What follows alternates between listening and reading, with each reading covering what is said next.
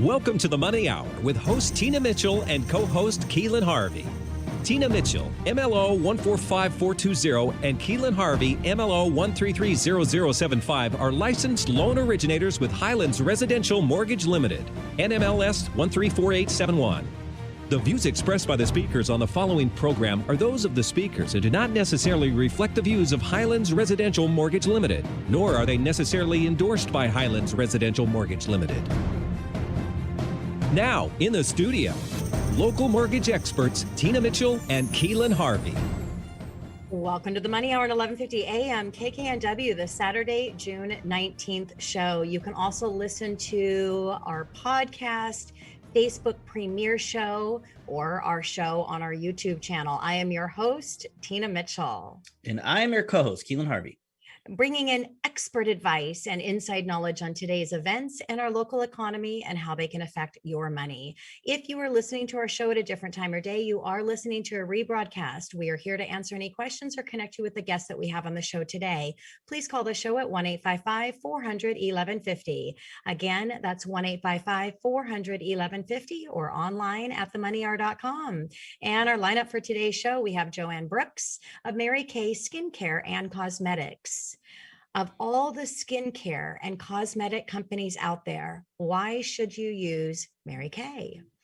Carolyn Guilford of Health Restoration Consulting. Chronic illness is reversible.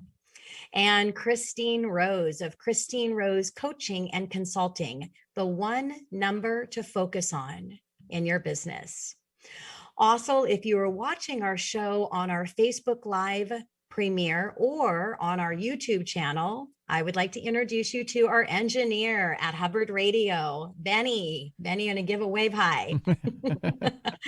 Also, we have our director of marketing, Victoria. We could not do it without both of them. So a big shout out to Benny and Victoria. Great information and great guests in studio today. For more information on any topics discussed, please feel free to call the show at 1-855-400-1150. Again, that's 1-855-400-1150 or online at themoneyhour.com. And I think today we'll start out with a little bit of money chat like we do each week. Money.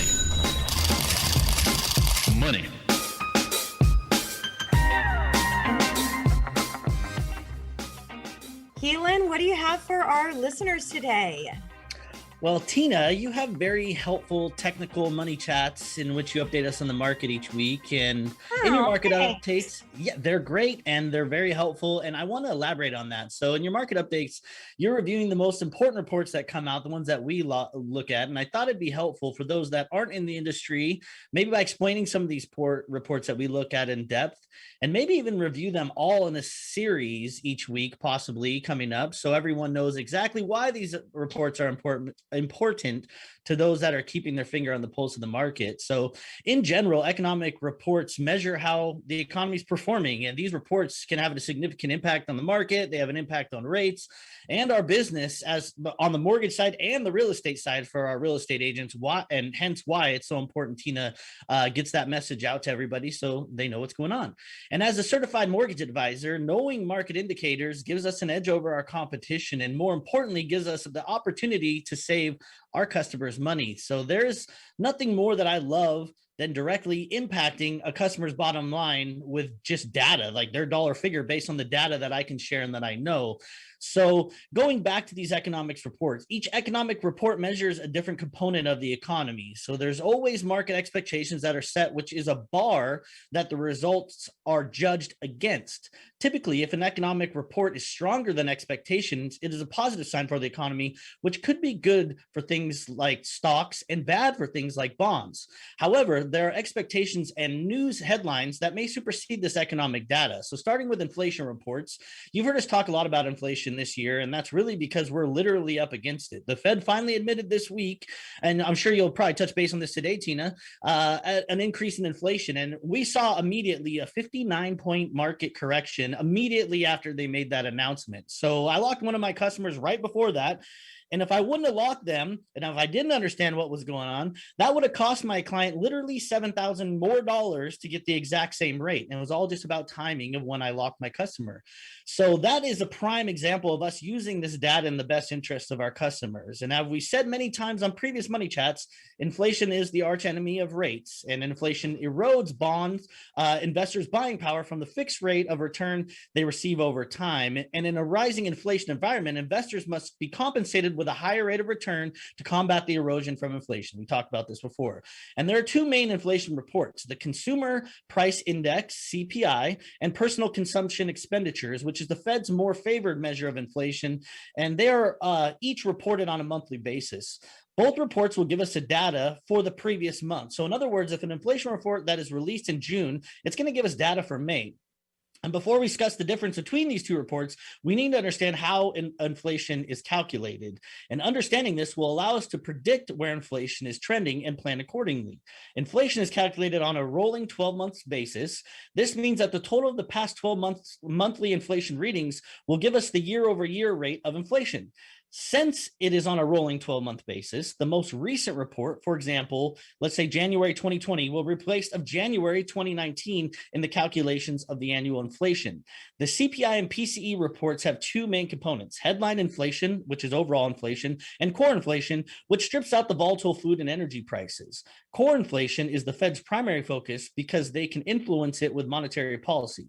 The Fed understands that they cannot influence the weather or geopolitical factors that can cause pricing to rise or fall. So the CPI measures price on a fixed basket of goods and has a significant weight towards housing and out-of-pocket medical expenses. So PCE measures prices on a basket of goods, but it does allow for substitutions, and these substitutions can be for similar products.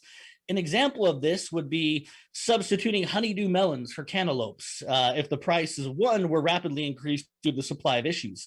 PCE tries to act like a smart shopper, if you will.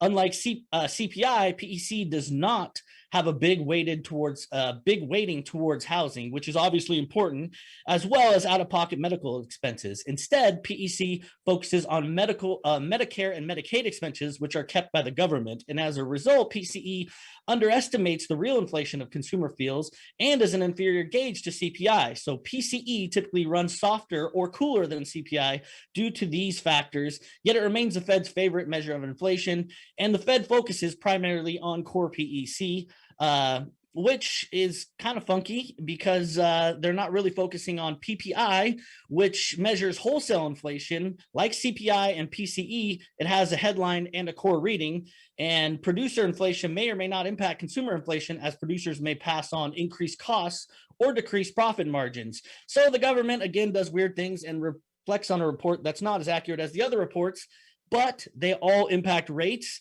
And that's the first of some of the reports that Tina speaks about and keeps us updated on. Such a great job, Keelan. I'm so glad that you're breaking this down for our listeners because it is so important.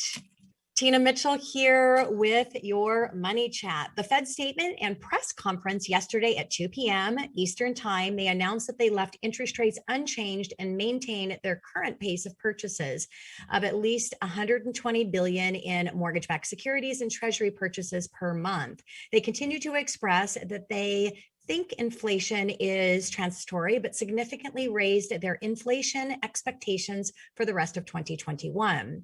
They now believe that the PEC reading will average 3.4%, up from 2.4%, and the core will average 3%. They still believe inflation will drop down near 2% next year. While they said it was too soon for liftoff to start hiking rates, the DOTS chart, which is the chart summarizing the Federal Open Market Committee's, FOMC, outlook for the federal funds rate. Each dot represents the interest rate forecast by one of the members of the committee.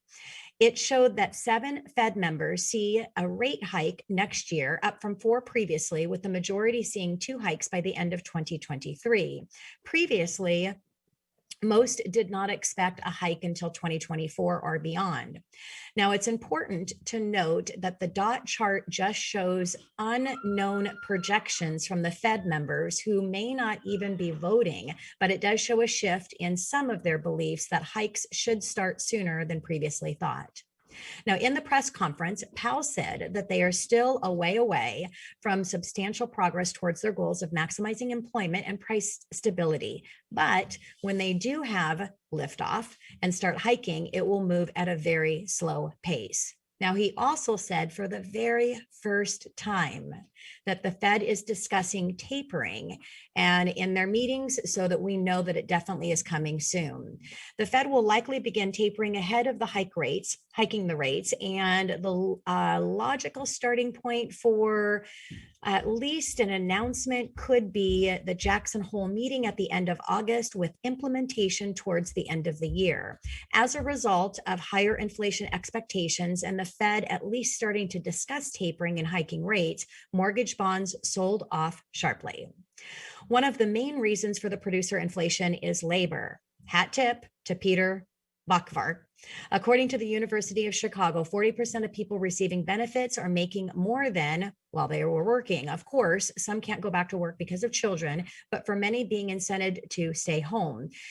Capitalizing utilization of facilities is running at 75%, which means that they have more capability to produce more, but they can't because of the labor, and that's causing prices to move higher. Initial job claims, which measures individual filing for unemployment benefits for the first time, moved in the wrong direction, increasing 37,000 to 412,000. Continued claims, or those that continue to receive benefits, was unchanged by 3.5 million.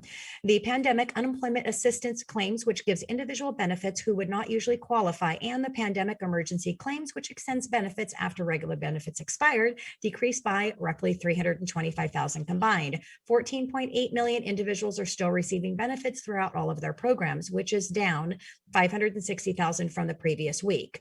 The housing news, housing starts were up 3.6% in May, which was slightly beneath expectations. Single family starts, which is really most important for our industry, were up 4.2%.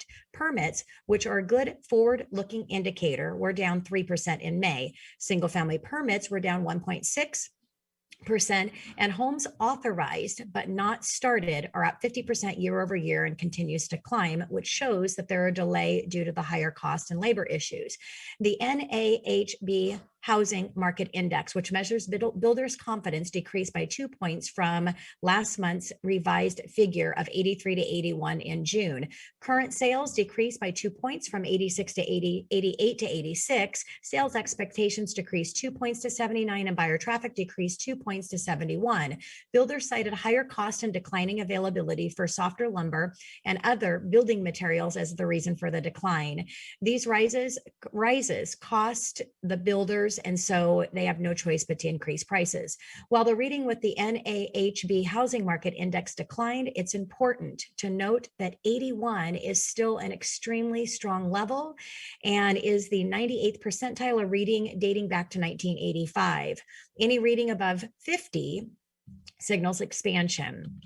And that is your money chat. Coming up on the Money Hour, of all of the skincare and cosmetic companies out there, why should I use Mary Kay? We have Joanne Brooks of Mary Kay Skincare and Cosmetics right here at 1150 AM KKNW.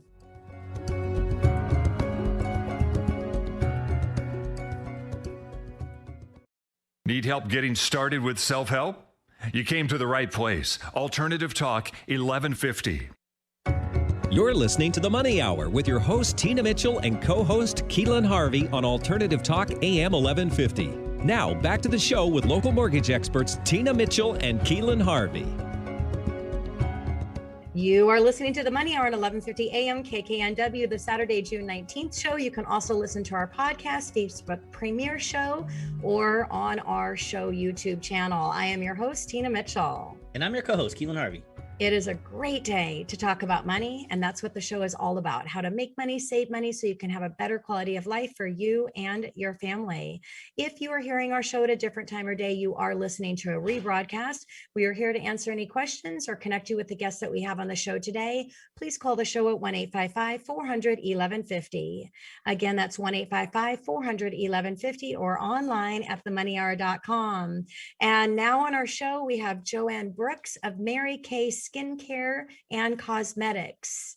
Of all the skincare and cosmetic companies out there, why should I use Mary Kay? right here on 1150 AM KKNW. Welcome to the show for the first time, Joanne. So excited to have you. Well, hi, Tina. This is very exciting to be here. Yeah. And a Yeah. little bit about Joanne. Although Joanne never saw herself in sales or even remotely representing a cosmetic company, she has been an independent Mary Kay beauty consultant for over 8 years now and has loved every minute of it.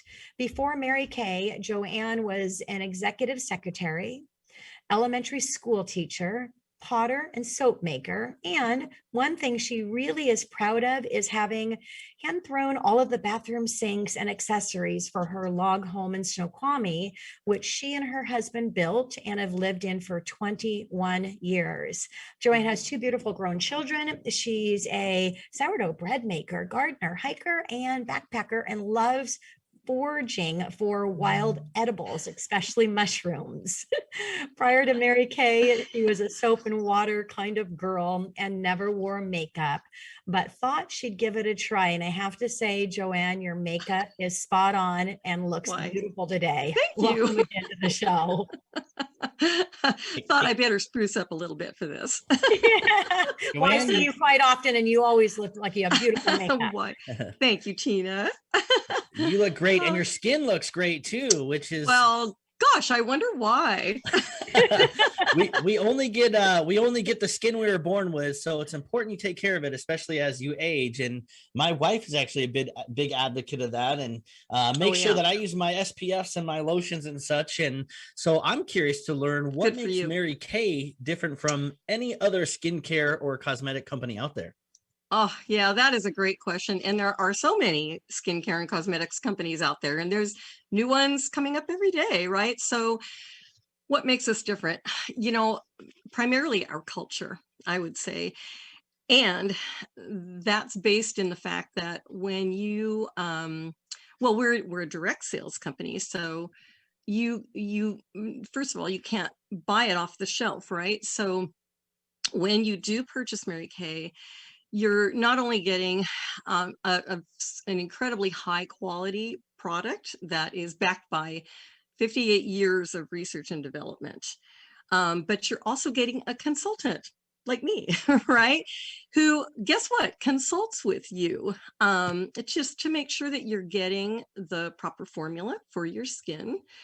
That's not something you can just reach for off the counter, right? So if you want a a foundation color match or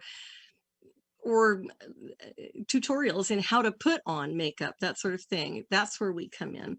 And so we have relationships with our customers, and and then when you are purchasing Mary Kay products, you are supporting a small business. You're supporting an individual who's supporting her family or his family. So yeah, so it's the culture. Yeah. Wonderful, Joanne. So for our listeners that are thinking of starting a company, what inspired you to start a Mary Kay business? Oh my goodness. Yeah, I was not a very likely candidate for this. As you mentioned earlier, I never wore makeup. I thought I was doing the best thing for my skin because I made my own soap. But let's face it, soap is not the best thing for your skin. I had chosen to be a stay-at-home mom when my kids were going through school. And so for 12 years, I was just, what women do, we give. And I was just not paying that close attention to myself. So when I turned 57, I think I looked in the mirror for the first time, and I really didn't like what I saw. And so many changes had taken place in my skin, and it just, so at that time, a Mary Kay gal approached me, and I, my first reaction was to run. But I'm glad I didn't. I talked to her, and she offered me a facial, and I thought, well, what the heck? I haven't treated myself to anything in about 12 years. I'll do it. And I had actually previously been a Mary Kay user. I love the products.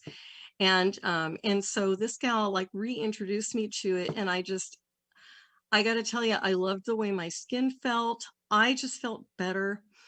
And and she said, hey, you could give this a go. And I thought, oh, I'm not the sales type, but it was the best decision I ever made besides getting married and having kids. But I thought, well, what can I lose? Because,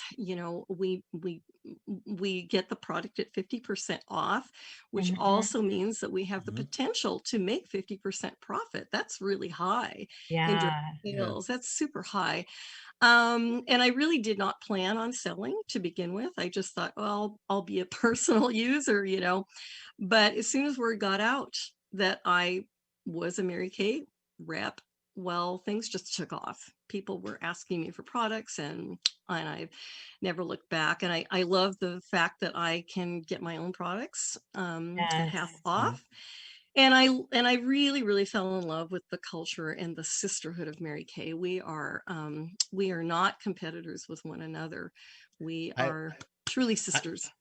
I've seen those pink cars going around, the pink Cadillacs for those. Yeah, you can for those that have earned that within the company at certain rankings and such, which is really cool. I have a question for you. Sure. So your skin is your biggest organ in your body, so I've learned, and you ingest through your skin anything that you put on your skin. And for some people, that means they want to stick to natural products. What do you guys have to offer for natural products? Yes, that is a great question. Yeah, and especially these days, lots of people are so here's the thing. Only about 20% of your genetic makeup, your heritage, influences what your skin is going to be like as you age. 80% is environmental. So you're absolutely right. You've got to protect your skin. And we actually, Mary Kay, we have 6 different formulations of products for all different skin types. And one of them is for men. Actually, a lot of guys don't know that. We got a great beard oil you should have there, Keelan. But as far as natural products go, just because something is quote unquote natural, that word is bandied about. People are listening to radio and podcasts. They can't see Benny over at Hubbard Radio, but he's rocking a beard too. So he came back. Yeah, he needs it too. I better talk to you later. Yeah. But people get swayed by that word natural. And, let's face it, just because an ingredient is natural, it does not mean it's good for you. I mean, cyanide is natural. You're not going to put that in your body, right? So we are very, very, very careful about what we use, the ingredients that we use in all of our Mary Kay skincare lines. In fact, all of our lines are European Union certified. And a lot of people don't realize that. So that eliminates a whole lot of ingredients that are okay to use in this country. But we do have a naturally line. We call it naturally, and it is very nearly, it's like 99.65% naturally derived ingredients, and it is it's amazing, and it's wonderful for sensitive skin. So we would have a conversation to make sure that you were using the proper formula, the correct ones. Absolutely. So Joanne, we only have about 2 minutes left on goodness with you, so I know it goes by quick. So we have a few more questions we want to answer. We'll get through as many as we can, but what does Mary Kay stand on animal testing?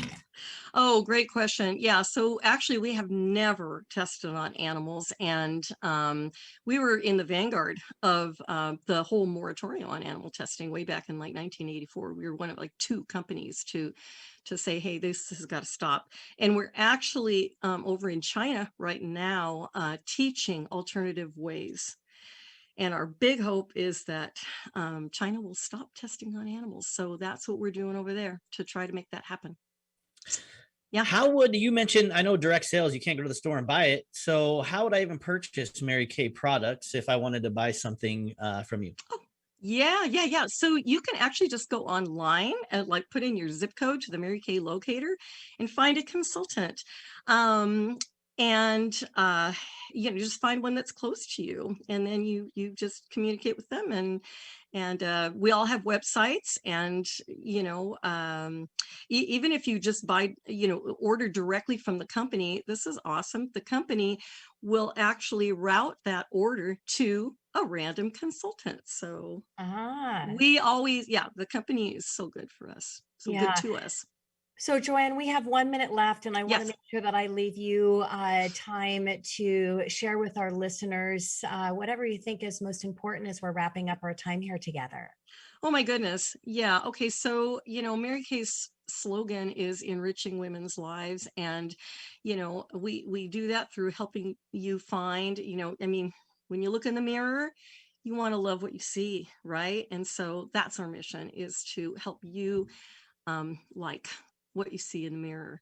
And then beyond that, the opportunity itself is totally amazing.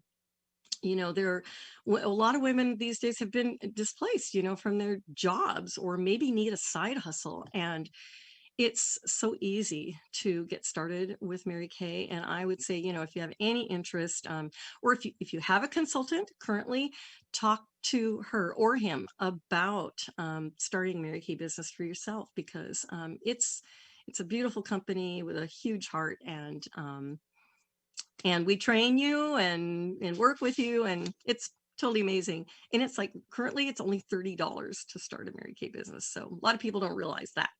So anyway, I would say that's probably, the biggest thing. And so, if you're listening today and you don't like where you're working, or you're concerned about the future of where you're working, or you're not working. I mean, I like, well, maybe if you're not working, but I like the side hustle. I mean, if you're somewhere where you're not happy or you're concerned, start a side hustle. It's a good way to get into a great company to see if it's going to be a right fit for you. Joanne, what is your website? My website is marykay.com/J Brooks, and that's JBROOKES. And and I'm happy to talk to you. And if you have a consultant already, go to her, because we are a sisterhood, and we want to make sure we support our fellow consultants. So. Yeah, and they've been around for how many years? Oh golly, 58. Yeah, 58, incredible. Almost 60 years. Almost 60 years. Yeah. That's a great company for sure. Well, it is, with a huge philanthropic heart too. I mean, we $5 million at least every year goes to research for cancers affecting women specifically, and domestic violence shelters in every state are supported by the Mary Kay Charitable Foundation. The best companies out there, definitely come from that place of contribution and supporting needs. So, well, Joanne, thank you so much for you are welcome with us today. It was a pleasure to showcase Mary Kay and to showcase you and your beautiful face. Oh, thank you, Tina. I love being here. Thanks. Coming up next on the Money Hour, chronic illness is reversible. Carolyn Guilford of Health Restoration Consulting, right here on 1150 AM KKNW.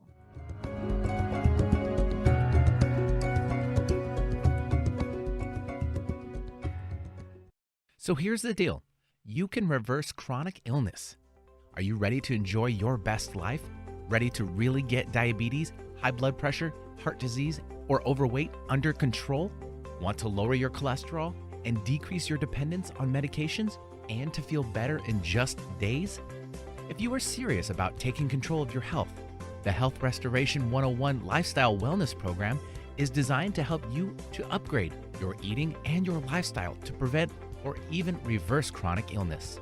Their science-based approach to eating has been tested in research centers among many populations and is proven to restore you to better health.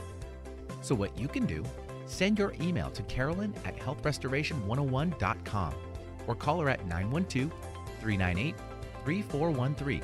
Again, that's 912-398-3413.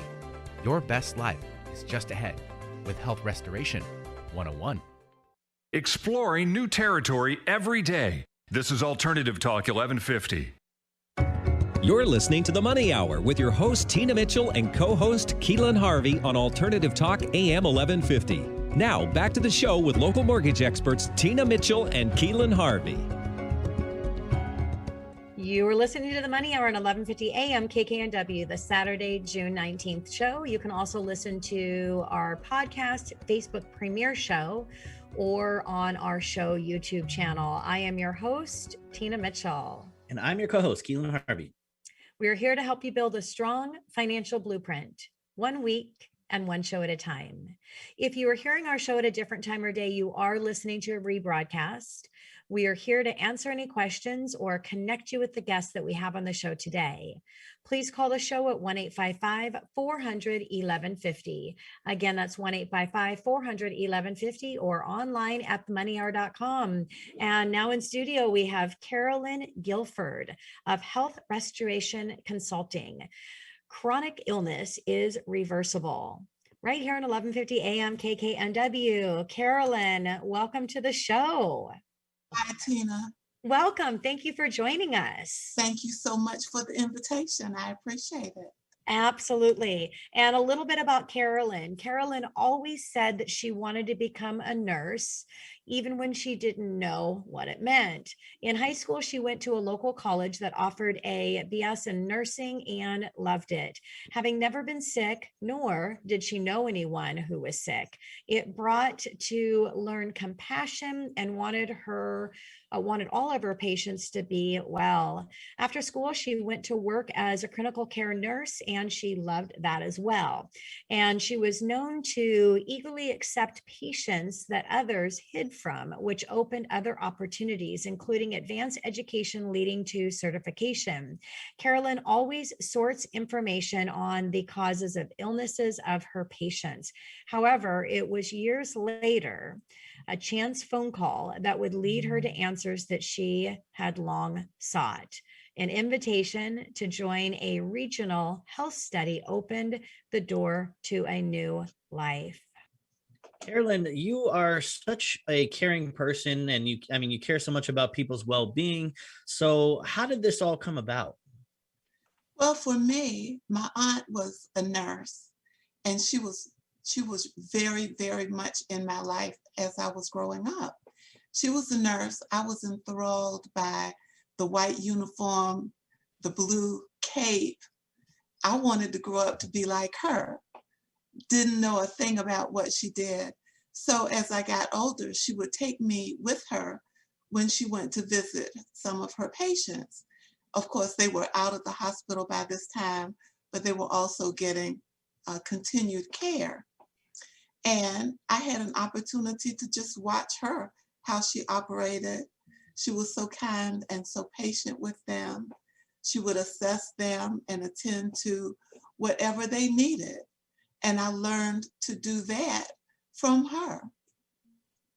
I love that story because I literally was visualizing you as a little girl, looking at your aunt in her nurse's uniform, and what a great thing that she embraced that interest and allowed you to see some of the behind the scenes, and that it brought you passionate about what you're doing today. So, what brought you from an RN to holistic advocate and coach? Well, I wanted to, when I worked in ICU, I wanted to know what made people sick.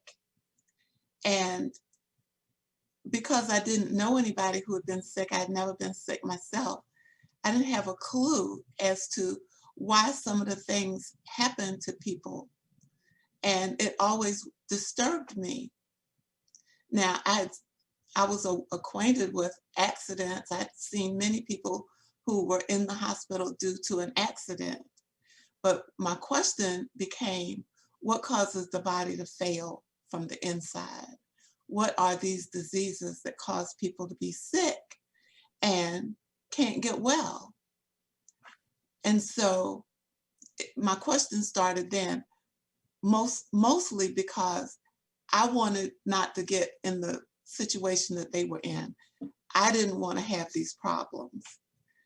But the answer was not there. The answer in ICU is always surgery, medication, and it doesn't always work.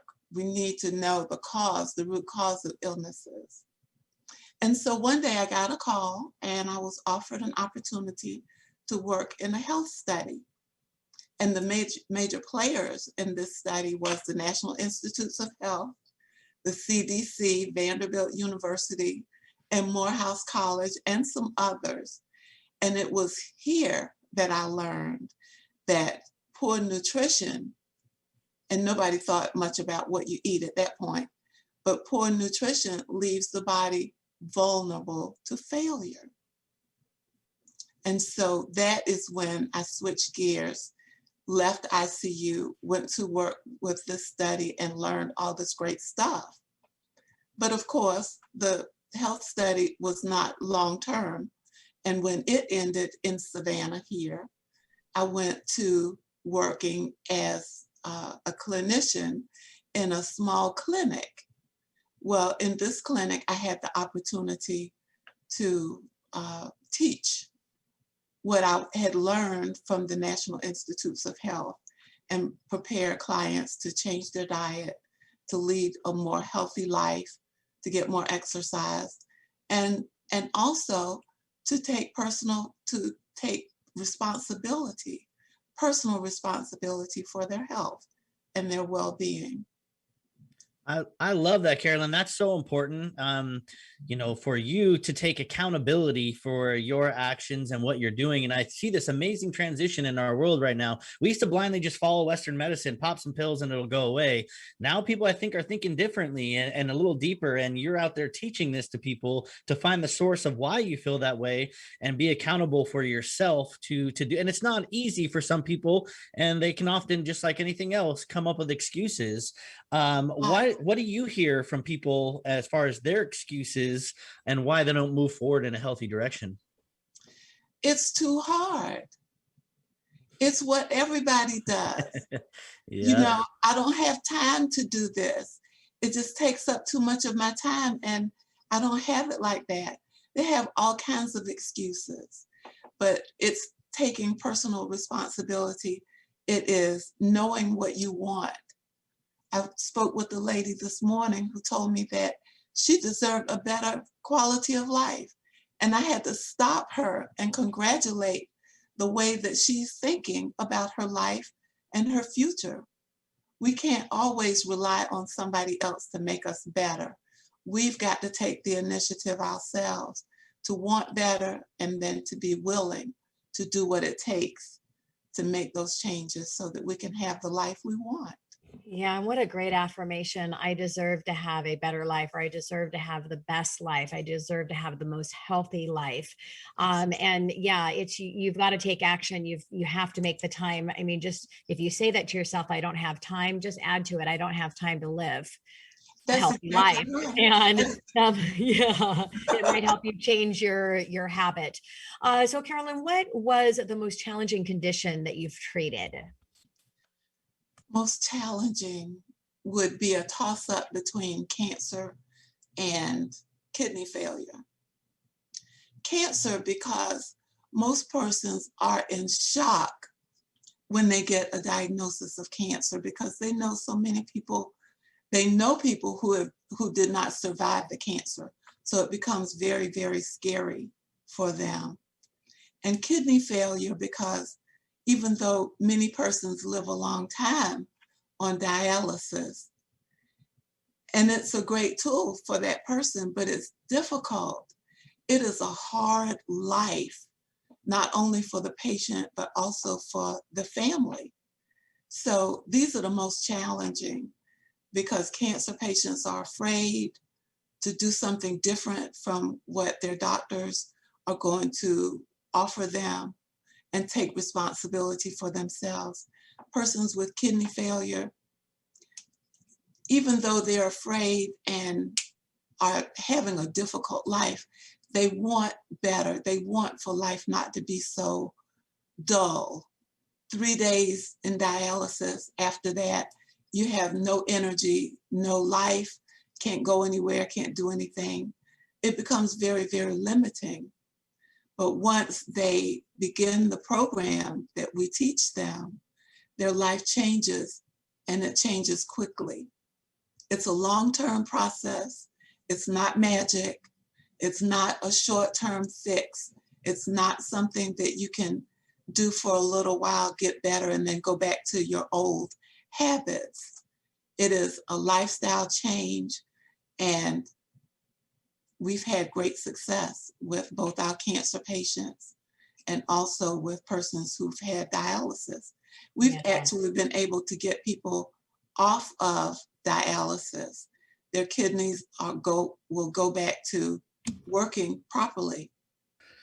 That is unbelievable. That's crazy. And I believe it. The power of plants, the power of, what's given on this earth is extremely powerful for people if they are willing to use it. Have you had any personal experience with a health scare that caused you to want to change your lifestyle? Because I imagine a thing like a cancer or dialysis could definitely scare somebody into changing directions. Have you experienced this yourself? Actually, I have not had any personal health challenges. But I did have an opportunity to make a major lifestyle change when my house caught fire. And I liken it to what cancer patients go through. My home, I got a phone call that my house was on fire, and I was totally and completely horrified. Everything in my world changed that day. The work I did stopped. I had to make some major decisions about myself and my future, what I wanted. I had to find outside resources, outside my scope of knowledge. I had a steep learning curve to master. I had to focus solely on saving and restoring my home, way outside my comfort zone. But I was able to successfully save and restore my home, and I used these very skills that I teach my clients as we work together to restore their health and to save their lives. It's hard work, it's long, it's tedious, and everything you do, everything you have will go into doing this and to win. Yeah. And to win. And so that's what I try to teach my clients. You going into this to win, and everything you've got in you, you've got to put to it. Absolutely. And I love, the tragedy to triumph, and definitely going through that tragedy yourself and turning it into a triumph and then sharing that with others. So we have less than a minute left, but I would love to ask you, and if you can answer quickly, what would you say to people who dispute research about plant-based data? It's eating too many carbs, not getting enough protein, all of that. Well, we believe what we hear a lot, and the message in the media, the message in advertising always is about you need more protein and carbs are bad. Well, what they don't tell you is that broccoli is a carb, sweet potatoes are carbs, and these are the natural foods that we were intended to eat on this earth. Not all carbs are bad. What carbs are bad is the processed food that is made, I call it built, in a factory. But real food that grows out of the ground is the food that really has the nutrients that allows the body to stay well, to get well, to repair, and to live a long, healthy life. Yes. Wow. Well, Carolyn, thank you so much for joining us today and sharing with our listeners about health and the importance of it. Can you go ahead and shout out your website? My website is, let me tell you, it's called Health Restoration 101. And this was the first class, the first nursing class that we took in college. And to find that Health Restoration 101. I love it. As a website moniker, just blew my mind. healthrestoration101.com. It was meant to be that you were able to secure that domain. Carolyn, thank you. Amazing. Yeah, thank you again for joining us in studio. We really appreciate it. Thank you so much. I appreciate the opportunity. Absolutely. Coming up next on the Money Hour, the one number to focus on in your business. We have Christine Rose of Christine Rose Coaching and Consulting right here at 11:50 a.m. KKNW.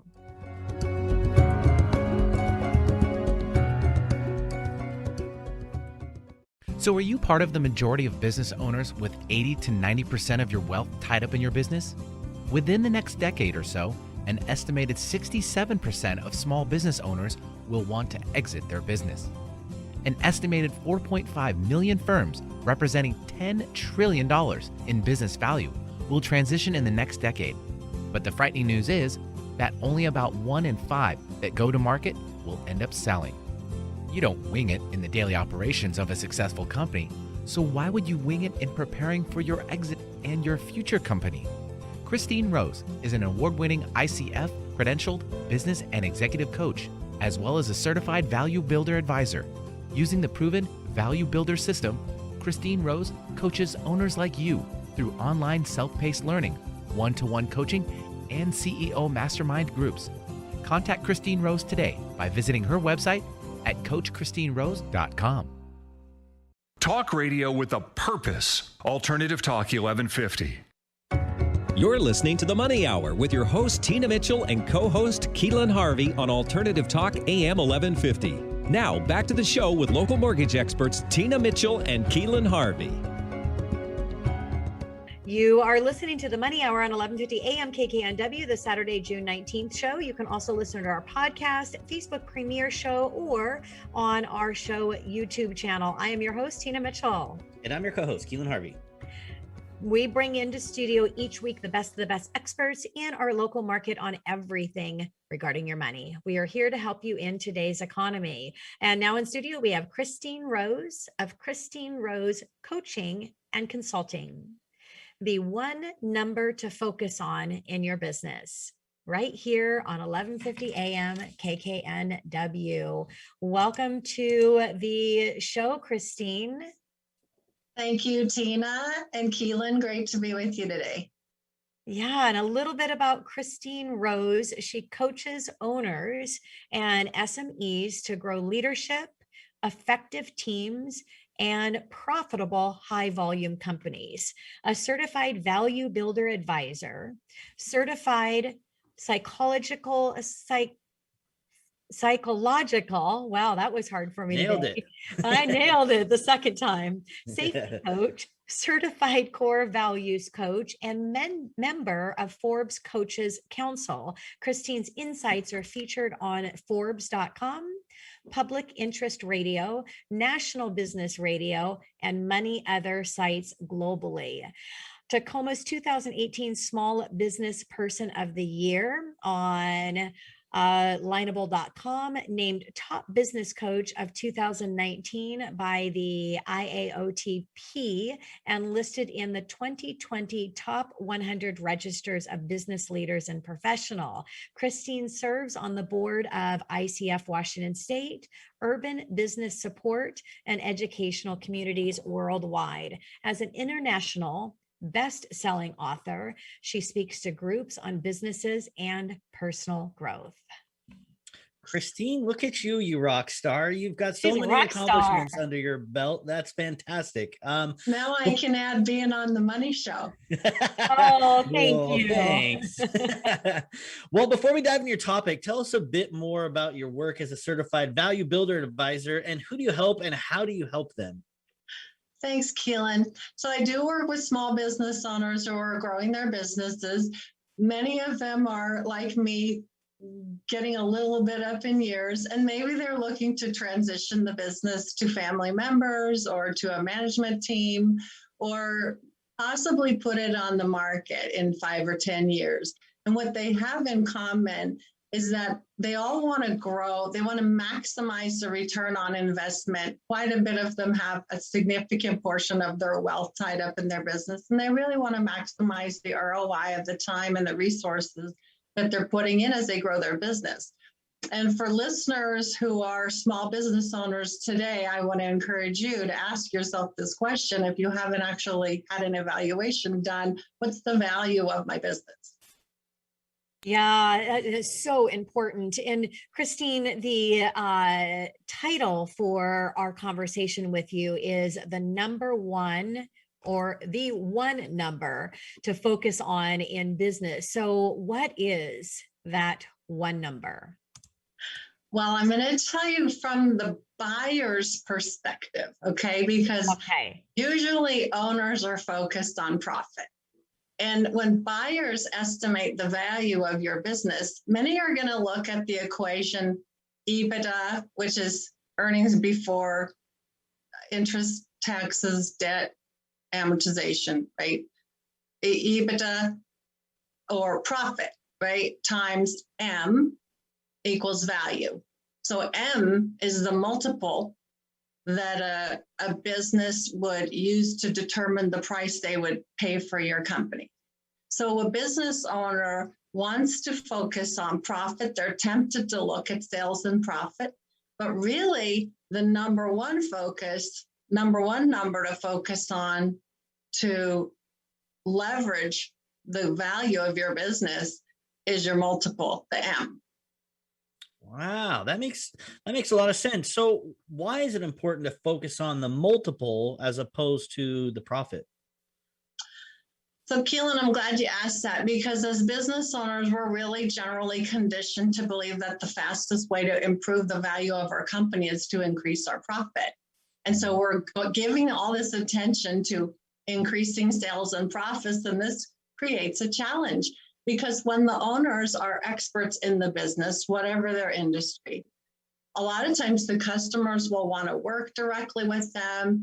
The business will depend so much on them. Owners are going to end up spending more time in Zoom meetings or wherever, where it's possible. Now they're making trips in face-to-face meetings. They're growing sales. They're working to develop clients. They're working on the problems in the business. Does this sound familiar to some of our listeners here? So while the sales are going up, there's a downside to this approach, because you, dear owner, are ending up struggling to get everything done. Your life is full of endless demands from customers who need your help, from employees who are on the edge of burnout. And I have to say, during the pandemic, that has increased. And as we've had people working around the clock and accessible at all times remotely, and we hope they're staying on top of all the upgrades to systems and support the growth of your business, right? So it's not humanly possible to sustain this kind of workload. And as a result of this, owners may actually get to that dreaded plateau, right? So revenues are plateauing, and now we have inflation, and we have issues on trying to find the right people to work for us. Yeah. We owners also have relationship issues. Some find themselves with serious health problems because their owner is working too much. And there's another downside to focusing solely on profits, and that is that the actual value of your business can decline because buyers can see it as overly dependent on you, and your multiple will go down if there are any serious buyers at all, because sometimes when a business is so dependent on a person, they can't get offers. They will not sell. Less than 70% of business owners that take their business to market get a written offer. So you're facing a higher risk of turning your company into a valuable opportunity for your investor by doing it all yourself, plus you're killing yourself to do it. That makes total sense. Great shout out for business owners. So preparation is key for a successful business. If a business owner is not planning to sell their company in the near future, can you share why it's so important to see their company from an investor's perspective? Yeah, Tina, thank you. That's a great question. The investor's perspective is going to give you your life back as an owner. Right? And so if an owner turns their attention to M, building, increasing your company's multiple, you can experience the magic of value building. So without losing your family or your employees or killing yourself, when you're focused on growing your multiple, which is the lever to increase the company's value, you're going to grow profit, but it's still going to give you, the owner, a break instead of a breakdown. It really is about seeing this in a way to simplify, in a way to drive the value up without having to kill yourself. I love they have a break instead of a breakdown. I'm taking note of that. So I'm going to ask the question I'm sure everybody's dying to know, and we're talking about a multiple. So how do we increase this multiple? Okay, I will share 3 ways today, and then I'm also going to invite people to contact me to learn more ways to drive value and increase your multiple. So number 1, the first way is differentiate your market position. So a buyer is going only to buy what they can't create themselves easily. So if you have close to a monopoly on what you're producing and selling or the service you're providing, or you're one of the few companies that are licensed to provide a specific product or service in your market, you're definitely increasing the value to a buyer. So what is it that can give you more of a monopoly control type of position in your market? Think about that, start exploring, and maybe eliminate the things that are really run of the mill and start to differentiate yourself. Number 2, create a recurring revenue model for yourself, because a buyer is going to want to know how your business is going to do once you leave. And yes, there's earnouts. We've heard about those, but when an acquirer looks at recurring revenue, that gives them assurance that there's still going to be a business once the founder is gone. And so it improves your cash flow as well. It makes life easier for you and easier for your customers. It stabilizes you in a tumultuous economy. So recurring revenue models are a great way to increase your multiple. There's some great tips I have for you. You can reach out to me about how to do that. And the third thing I'm going to suggest for listeners today is take a vacation, take an extended vacation. So you need to start separating the owner from the business. If you are creating a valuable business, it has to be one that can thrive without you. And actually, an acquirer who sees a business that's highly dependent on you will give it a lower multiple, lower evaluation, because valuable businesses are masters of independence. They don't need the owner to run. They need the owner to create strategy and vision and guide, but they've got the team and the people in place, and it's operating and humming without you. So separate, if you can take a 3-month sabbatical, chances are you might have a sellable business. There are definitely some other drivers that you can work on outside of that. But if the business depends on you and you haven't had a vacation that's longer than a few days over the last few years, it's time to start asking yourself why and what can you do about it. And the great thing too about taking extended time away from the business is that it shows you everything you need to work on in order to create a sellable business. Absolutely, because you see what's not getting done in your absence. Well, definitely take a break so you don't have a breakdown. I love that. And we got to wrap up the show. I have, just really loved the time that we had with you, and would love to have more time with you on a future show because we did have more questions that we wanted to ask. But our engineer says we need to wrap the show up when we got to wrap it up. So Christine, thank you so much for being here today. It was really a pleasure for us to be able to interview you. Thank you so much, Tina. And want to say thank you to all of our guests here that visited us on the Money Hour. This is your host, Tina Mitchell. And your co-host, Keelan Harvey.